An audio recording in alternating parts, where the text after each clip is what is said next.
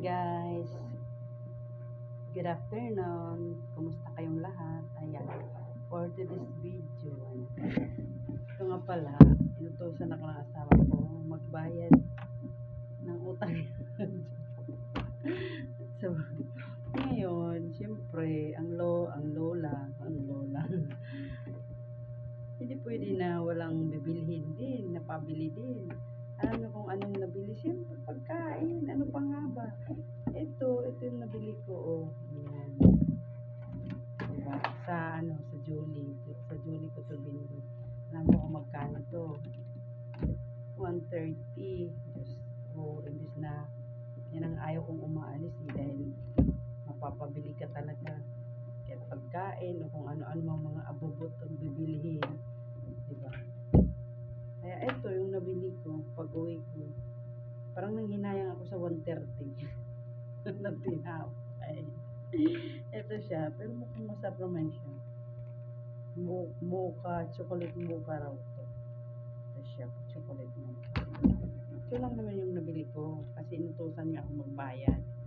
Diba? Sabi ko sa'yo, ayaw ko yung umaalis. Mapapabili ka. King pinili. Ayan. Kakainin natin to.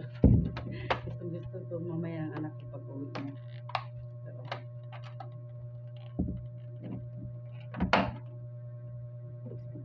titikman natin. Ang ganda pa ng lagayan na, di ba? Pang mayaman. Ang alam ko kasi pang mayaman lang yung mga ganto-ganto. Pa-open na ganun.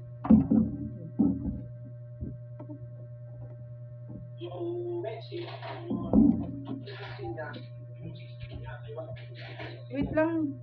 May ano ako. Tawag ka. Ayan. O, tingnan natin.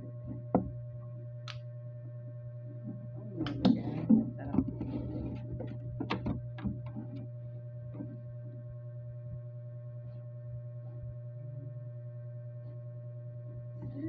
Sarap, guys.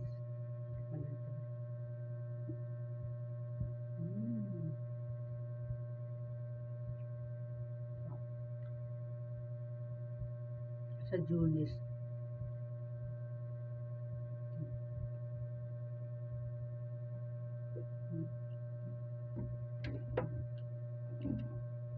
May mga chocolate pa siya. 130 siya, pero sulit na din no, sa 130. Diba? Meron doon cinnamon, ganito rin siya kalaki, cinnamon. Tapos yung cheese nila, yun din yung cheese. Tapos yung cinnamon. Ito, ngayon ko lang itong natikman.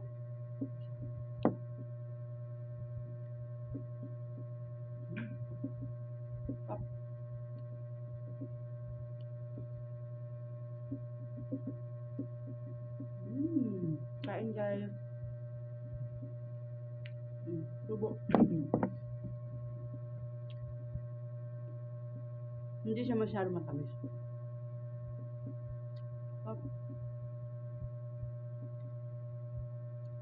Akin mo yung pamasahe ko. 70 pesos, tricycle plus. Kano din yun? Nasa 100 din yung pamasahe ko balikan.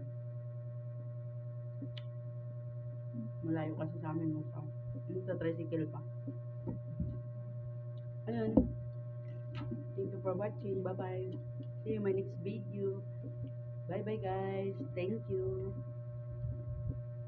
Ingat kayong lahat.